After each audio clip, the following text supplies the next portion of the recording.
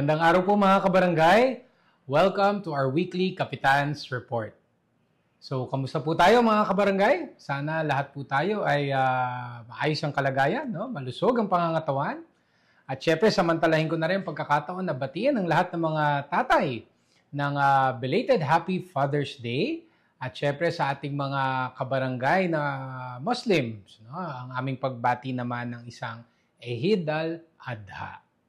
So ano ba mga kaganapan sa ating barangay nitong nakaraang linggo? So unang-una, syempre, kami nagpapasalamat sa lahat ng mga nakiisa at nakisaya sa ating maayos at matagumpay na pagdaraos ng ating fiesta dito po sa Barangay San Antonio. Syempre, ang ating patron saint, no, na si Saint Anthony of Padua. So ano-ano ba mga naging kaganapan natin sa ating barangay nung nakaraang fiesta? Syempre, yung ating fiesta bingo, no, na talagang marami ang sumali, nakakatuwa.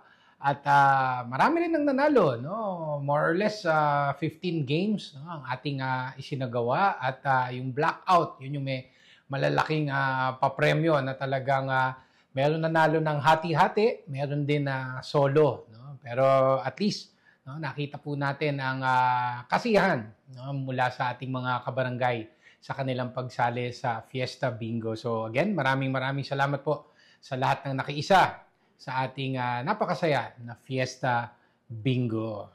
Siyempre, ang aming pagbati din sa ating Sangguniang Kabataan led by SK Chairman Justin Garde, no, at ang kanyang council. Siyempre, at marami silang ginawang mga events din, no, para sa ating Fiesta Week. No? So, naandyan ang Amazing Race, nagkaroon din sila ng cooking contest, no? Meron ding pautakan, no? Yung parang quiz bee.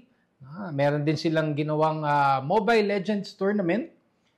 Meron din Palarong Pinoy at ang kanilang pinaka-culminating, no, yung kanilang isinagawang Youth Night, no, para sa mga kabataan ng Barangay San Antonio. So sa ating SK, no, congratulations at maraming salamat, no, sa pinasaya nyo, no, ang ating Fiesta Week. Siyempre, nung araw mismo ng fiesta, June 13, no, nagsagawa rin tayo ng isang Feast Day Mass. No? Nag-celebrate tayo ng Feast Day Mass in honor of our patron saint, Saint Anthony of Padua. And the Holy Mass, no, was celebrated by no other than Father Cayo Estrada, University Chaplain of University of Asia and the Pacific. So maraming salamat, Father Cayo, no, sa inyong for accommodating us, no, para maidaos po natin ang ating banal na misa in honor of Saint Anthony of Padua. At syempre, papasalamat din po ako sa lahat ng mga nakiisa, nag-attend ng ating Holy Mass, no, para sa ating pagdiriwang ng ating fiesta.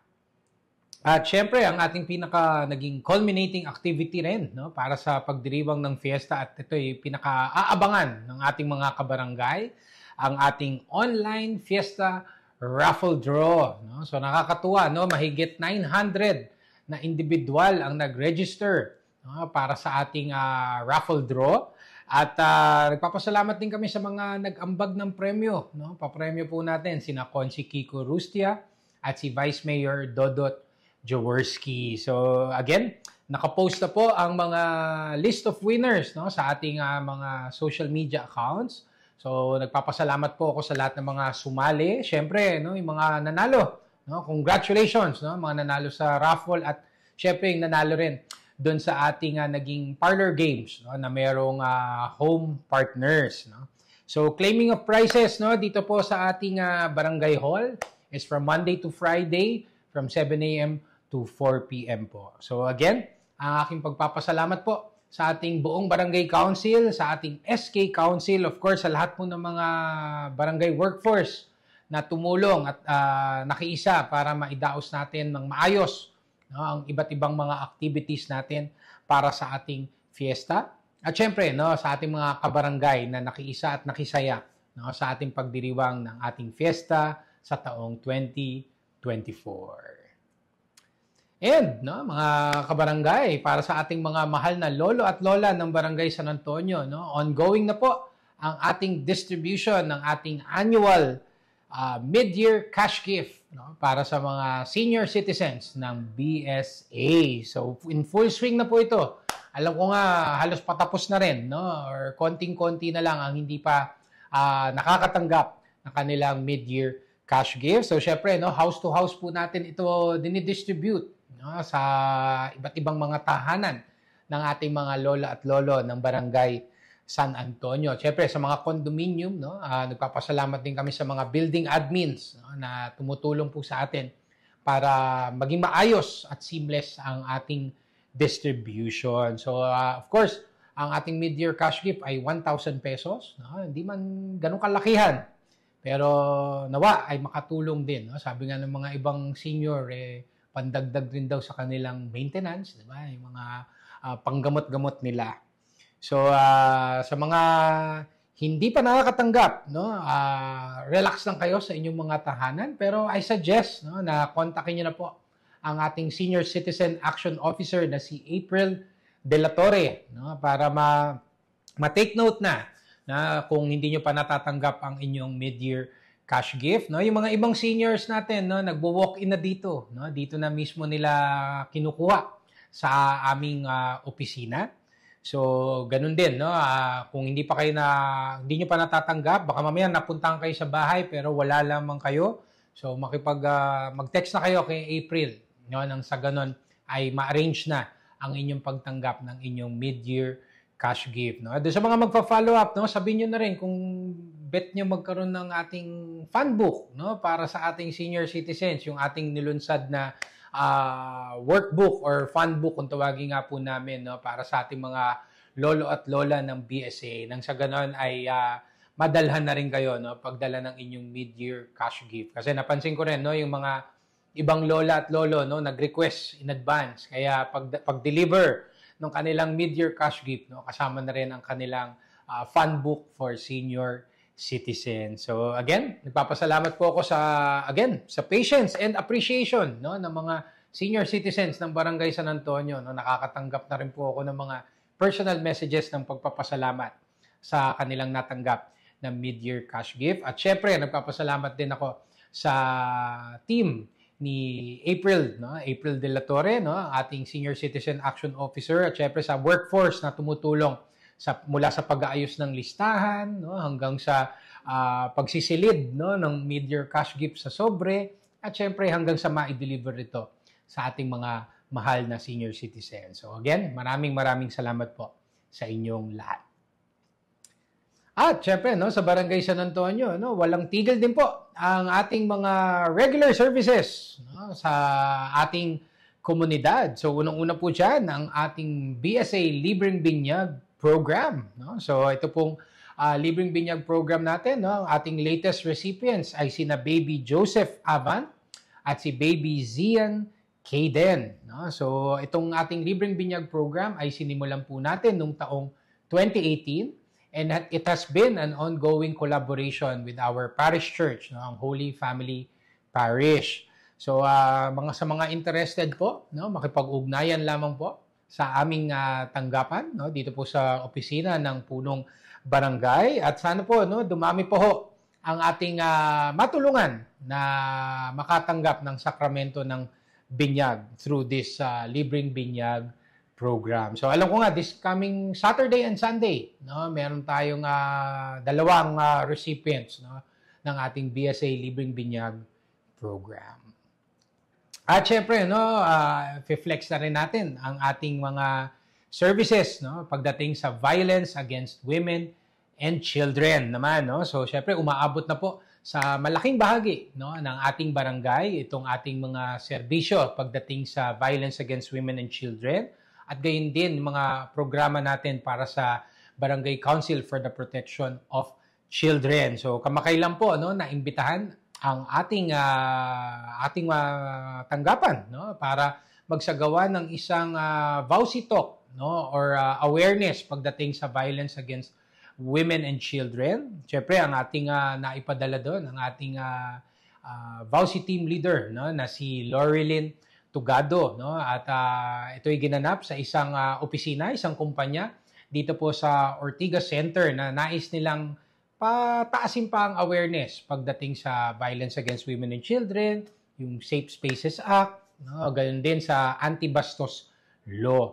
So kami nagpapasalamat no, sa pagkakataon na ito na kami naiimbitahan no, at para matulungan maitaas ang antas ng awareness pagdating sa VAUC. So trivia lamang po no, talagang sa malaking bahagi no ng ating cases ay nagmumula po sa Ortigas Center no, bagamat ito'y dahil rin sa presensya ng mga office buildings no at syempre mga condominiums as well.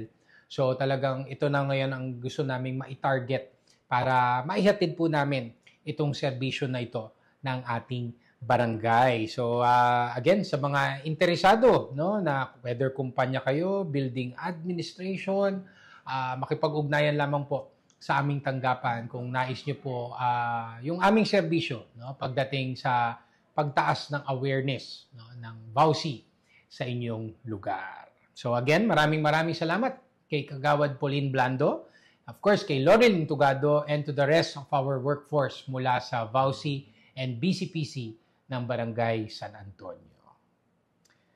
At syempre, no, pagdating naman sa ating disaster management, no, hindi rin tayo magpapahuli. No? Lately, dami rin mga pag-ulan na nangyayari. No? Awan ng Diyos, wala pang malakas na bagyo na dumarating no, sa ating bansa. Pero sa ating barangay, no, tuloy-tuloy din po, walang patid ang ating mga fire and evacuation drills na isinasagawa sa ating komunidad. No? At mga nakaraang linggo, no, ay nagsagawa tayo ng mga fire and evacuation drills sa Anson Center. Dito po yan sa may ADB Avenue.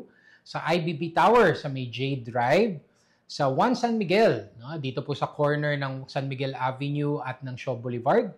At sa The Link Center, dito po matatagpuan sa may General Atienza. So again, naging successful naman po ang ating mga disaster preparedness activities at syempre no, tuloy-tuloy din po ang ating mga disaster mitigation efforts na isinasagawa dito po sa ating komunidad. Of course, mga pagtitrim ng puno, yung pag-clear ng mga hazard areas, no? At syempre no, naiimbitahan din tayo sa ibang barangay ng lungsod ng Pasig upang magsagawa din ng mga disaster mitigation efforts sa kanilang komunidad. So again, no, ako'y nagpapasalamat sa ating BDRRM team, no, of course led by Kagawad Melvin Villaruz.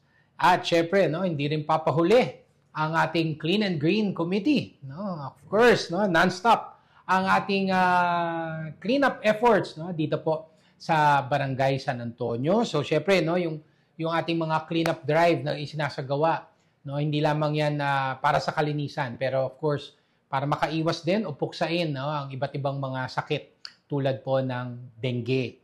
So, yung ating mga regular na cleanup drives ay nagiging venue din para sa mga iba't ibang mga organizations no, dito sa ating barangay na makiisa o magkaroon sila ng ambag no, para sa ating komunidad. Especially, special mention ko na dyan ang ating mga kaibigan mula sa Guardians na talagang regular ay nagpa-participate sila sa ating regular cleanup drive dito po sa ating komunidad. So, syempre, no, patuloy din ang ating pakikiisa sa yard sale program no, ng Ortigas Land at ng Big Mac Marketing. Syempre, ito ay may suporta din po ng ating Pasig City LGU. So, sa mga, para sa inyong kaalaman, no, yung ating mga naiipon na mga recyclable waste mula sa ating basura to ayuda, no, bahagi po dito ay ating dinadivert sa ating yard sale program no, ng Ortigas Land. So, again, bahagi po ito ng malawakan natin na Bayanihan Solid Waste Management Program dito po sa Barangay San Antonio. So sa mga magdo-donate ng mga recyclable waste, no, ilang linggo na lang ay basura to ayuda na muli. So inaanyayahan ko na kayo in advance no, para makiisa dito po sa ating programa para sa kalikasan. So again, ang aking pagpapasalamat sa ating Clean and Green Committee, of course, led by Kagawad Justin Galang.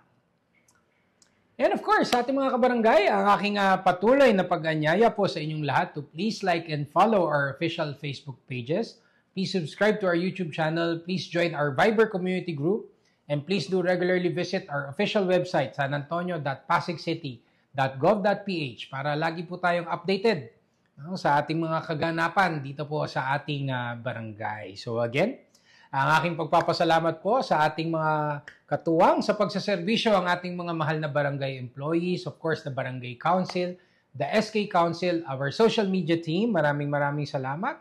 Siyempre sa ating mga donors, benefactors, and collaborators, maraming salamat at hindi kayo nagsasawang tumulong sa Barangay San Antonio. And last but not least, sa ating mga minamahal na constituents, mga kabarangay po natin, to our netizens, maraming salamat po for your continued trust and confidence sa ating barangay. So sa inyo pong lahat, ako po ay nagpapasalamat sa inyong pakikinig and rest assured that BSA will continue to do its best upang iatid po ang tunay na service with a smile para po sa ating komunidad. So sa ating mga kabarangay, patuloy po tayo sa ating pagdarasal, no? Patibayin pa natin ang ating faith at yan ang magiging sandata natin sa ating pang-araw-araw na buhay. So sa ating mga kabarangay, mag-ingat po tayo lagi. Stay safe always. And may God bless us all. Thank you.